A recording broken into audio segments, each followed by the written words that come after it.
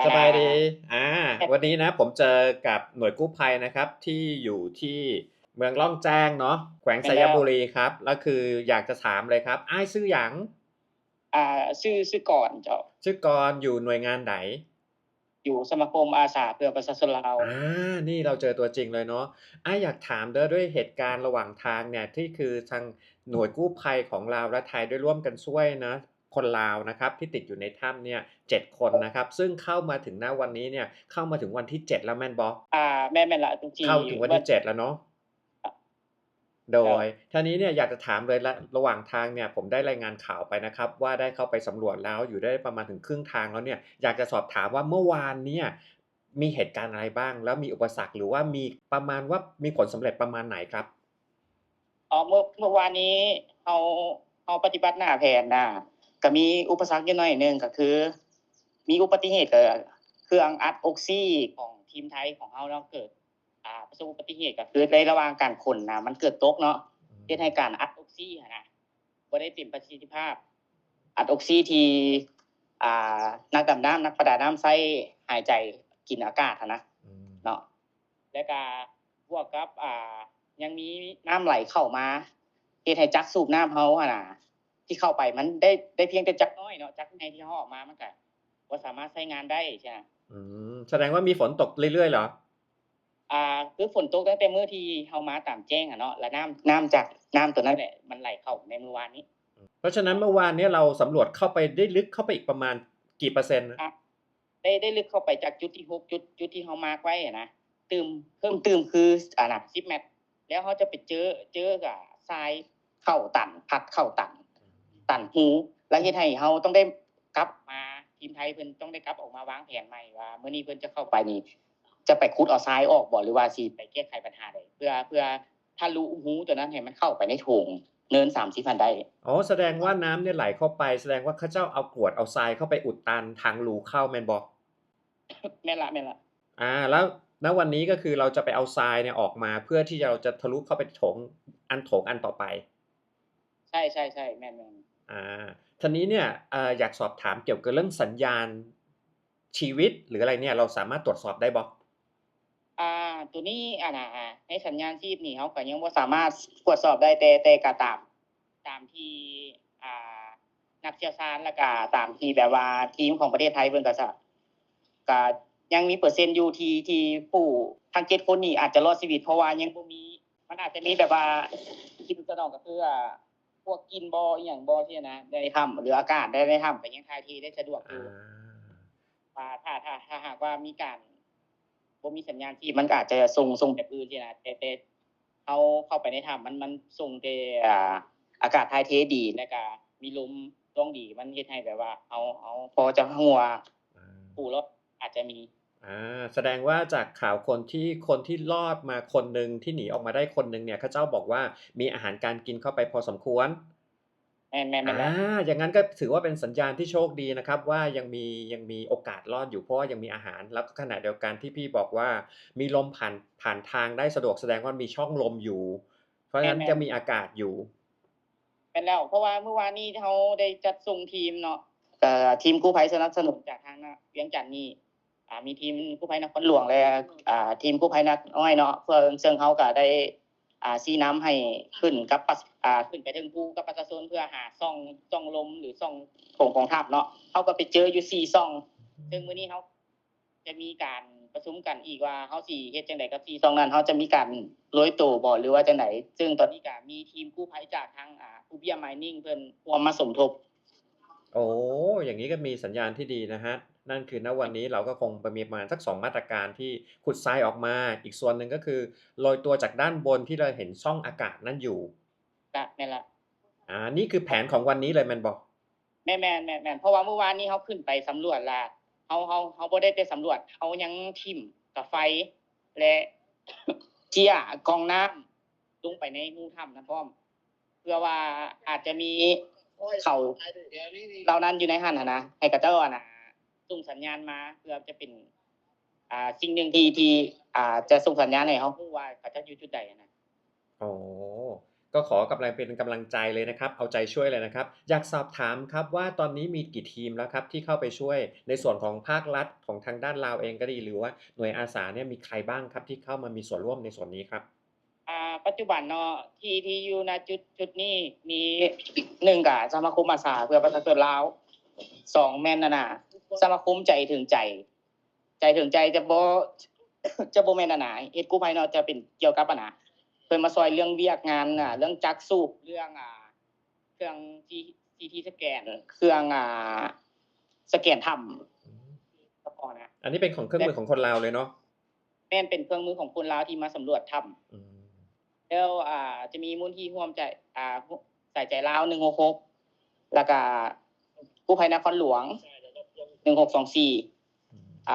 ทหารนักน้ำแล้วก็หน่วยกู้ภัยจริงใจช่วยเหลือสังคมอืมแต่ไทยก็มีอยู่2ทีมก็คือทีมเมตตาธรรมกาฬสินธุ์เนาะแล้วก็ทีมสายทาน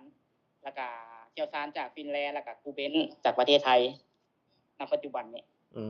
แสดงว่ามีหลายหน่วยงานที่เข้ามาช่วยเหลือร่วมกันนะเพราะทุกส่วนเนี่ยสำคัญหมดเพราะว่าเก่งทางด้านไหนก็มาช่วยกันนะตอนนี้นั่นแหละแล้วก็มีทีมกู้ภัยมาเสริมเมื่อคืนนี่ก็เป็นทีมกู้ภัยจากทางภูเบียเนาะอืมทีนี้เหมือนได้ข่าวมาว่าผมก็มีความรู้สึกว่าได้ยินมาว่าทางด้านต่างประเทศก็เข้ามาสมทบด้วยเหรอครับ แม่นแหละจากฟินแลนด์เพิ่นก็ส่งผู้เชี่ยวชาญมาอ๋อเพราะว่าตอนนี้เห็นได้ข่าวว่ามีช่องข่าวเนี่ยออกไปค่อนข้างที่จะดังไปหลายประเทศแล้วซึ่งเหมือนเป็นประมาณว่าเป็นเหตุการณ์เดียวกันกับที่ขุนน้ำนางนอนที่อยู่ประเทศไทยซึ่งลาวเองก็เป็นทีมแรกๆเหมือนกันที่เข้าไปช่วยที่ประเทศไทยครับของตัวนี้มันจะยากกว่าขุนน้ำนางนอนเนื่องจากว่าโพรงที่เข้าไปมันจะมีความแคบก่อนแล้วก็มี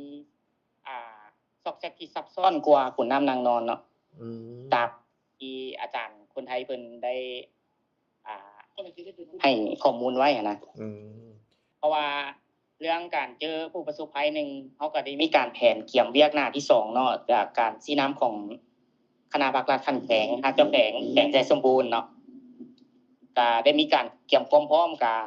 บุกเบิกเส้นทางที่จะขึ้นไปใหม่เนาะเส้นทางปูที่จะขึ้นไปใหม่นี่เพราะว่าจากเบื้องเก่าแล้วมันจะเป็นทางขึ้นบ่ได้เลยแล้วเขาจะให้เป็นแบบนี้ทางเก่าจะขึ้นบ่ได้เลยจะเป็นทางป่าขึ้นไปเนาะยากขึ้นไปตอนนี้เพิ่นก็ส่งรถรถรถจกนะกุดเบิกทางเนาะออกไปถึงจุดนั่นก็คือปกติเขาจะย่างไปฮอดจุดหั้นประมาณ2กิโลละอืมจุดที่สูงๆนั่นเนาะแล้วเพิ่นบุกเข้าไปหั่นถือว่าได้ครึ่งทางเป็นที่เรียบร้อยแล้วแล้วก็ถือว่าการนำภาครัฐเฮานี่ก็เอาใจใส่และติดตามแล้วก็ช่วยเหลือเนาะซึ่งกันและกันบ่ว่าจะเป็นหน้าเวียกทางในถ้ำหรือว่านอกถ้ำเนาะก็ได้มีการพร้อมทางกำลังทหารตำรวจแพทย์หมอแพทย์ประจำสนามเพื่อการเตรียมความพร้อมในการลำเลียงเอาคนออกคนเข้าเนี่ยนะปกติเขาจะได้ย่างไก่ประมาณ30นาทีเนาะส่วนจะไปฮอดหน้าถ้ำเนี่ยส่วนเดี๋ยวนี้ก็ย่อนเวลาลงหลายเติบเนาะรถสามารถขึ้นไปได้ฮอดจุดนั้นแล้วโอ้เกรดกุยทางเกลี่ยทางขึ้นไปเลยนะเอารถขึ้นไปเลยทำไมอย่างเทียมใหม่ไปเลยเพิ่นคาดว่าเพิ่นจะเอาให้ได้ที่สุดก็คือหน้าถ้ำแหละเพื่อรถอัมบูแลนซ์หรือว่ารถที่ลำเลียงเสบียงอาหารอุปกรณ์ต่างๆให้ได้เข้าไป เพราะว่าประชาชนเฮานี่ก็เมื่อยหลายเนาะบ่ว่าได้กู้ภัยประชาชนนี่ก็เมื่อยหลาย3บ้านน่ะแบกหามบางที่หนักแค่กิโลเครื่องจักรปั่นไฟในการเข้าไปเอาอุปกรณ์เข้าไปอำนวยความสะดวกด้านในหั้นก็แม่นถือว่าเฮ็ดเวียกมานี่ก็3-4มื้อบ่ได้พักผ่อนเนาะประชาชนเฮาก็ได้อืมสุดยอดเลยครับขอกำลังเป็นกำลังใจนะครับทุกคนนะฮะทุกฝ่ายทุกหน่วยเลยนะครับขอให้ภารกิจนี้สำเร็จลุล่วงไปด้วยดีได้เห็นรถออฟโรดของทีมงานใจถึงใจขึ้นไปฮอดข้างบนนั่นแหละโดยซึ่งมันมีความสั่นสุดๆเลยสั่นก่อนภูเก้าลักอีกเพราะมันเป็นตัดใหม่เนาะรถบ่มีวินหรือบ่มีโฟหรือบ่มีสลิงดึงนี่จะขึ้นบ่ได้เลยอืมขึ้นไปฮอดจุดสูงสุดละอืมฮอดจุดนั่นแหละครับจะเป็นจุดลงบัดนี้จะเป็นค่อยลงซึ่งเขาจะได้ย่างลงไปนั่นแล้วก็อ้อมไปทางด้านหลังของภูหน่วยนี้ซึ่งจะเป็นจุดที่โพรงถ้ำอยู่อาโดยอันนั้นคือโพรงถ้ำเนาะแต่ว่าอีกจุดหนึ่งที่เป็นช่องลมช่องที่เราเจอ4จุดนั้นเราต้องเดินย่างขึ้นไปอีกอ่าย่างขึ้นไปถึงสันภูเลยแบบนี้อ๋อขึ้นไปอยู่จุดตรงนู้นเลยแม่นแล้ว มันจะอยู่ในอยู่แต่ละจุดแต่ละมาร์กไปซึ่งทีมเฮาก็ได้ให้ทางแต่งตั้งเวียกให้กันขึ้นไปสำรวจแล้วโอ้อย่างนี้แสดงว่ายังพอมีความหวังนะครับ เรายังมีช่องทางมีแผน2แผน3อยู่ แม่นแล้วเฮายังมีช่องทางและแผน2แผน3อยู่เพราะว่าเฮาก็ช่วยกันหลายๆบ่ว่าจะเป็นทางลุ่มและทางเทิงต้องหาวิธีช่วยกันให้ได้หลายที่สุด โดยทีนี้อยากสอบถามนะครับว่าเปอร์เซ็นต์ของความเป็นไปได้เนี่ยสามารถที่จะดูแล้วจากสถานการณ์หรือว่าพื้นที่แล้วเนี่ยสามารถที่จะรู้สึกว่ามีกี่เปอร์เซ็นต์ที่จะเข้าไปถึงณตอนนี้เนาะก็ตามแผนการของมื้อนี้ของพวกเขานี่ก็ว่าถ้าว่าบ่มีอุปสรรคที่เข้ามาท้าทายหรือทับถมเนาะเขาคาดว่าในมื้อนี้นี่เขาจะทะลุเข้าไปในโถงเนิน30หั้นได้ตามข้อมูลของอาจารย์ติงลี่จากประเทศไทยเนาะ โอ้นี่ถือว่าเป็นข่าวดีนะครับถือว่าเป็นข่าวดีนะ เพราะว่าถ้าเป็นไปตามแผนก็คิดว่าน่าจะเข้าไปได้ถึงวันนี้แม่นแล้ว อา ถ้าว่าเป็นไปตามแผนตามที่เราวางไว้บ่มีอุปสรรคบ่มีน้ำเข้าไปกั้นเพราะว่าเมื่อวานนี้เพิ่นก็ได้มาร์กหมุดไว้แต่ละหมุดว่าเฮาจะเฮ็ดจุดใดหั้นน่ะถ้าว่าจากในสิ่งเหล่านั้นล่ะก็เฮาอาจจะเข้าไปในเนิน30หั้นได้เพราะว่าเนิน30เป็นเนินที่เฮาตั้งเป้าไว้ว่าผู้รอดชีวิตจะอยู่หั่นเพราะว่าเป็นเนินเดียวที่สูงและมีอากาศถ่ายเทอยู่ตลอดอืมิน่าล่ะครับก็คือว่าตอนนี้ก็พยายามที่เอาใจช่วยนะครับว่าแต่ขอให้ทั้งคนทั้ง7คนเนี่ยขอให้ปลอดภัยแล้วก็ทางด้านทีมกู้ภัยทุกหน่วยงานก็ขอให้ปลอดภัยเช่นเดียวกันขอให้ภารกิจอันนี้ประสบความสำเร็จนะครับขอเราทุกคนเป็นกำลังใจและเอาใจช่วยทุกๆท่านนะครับ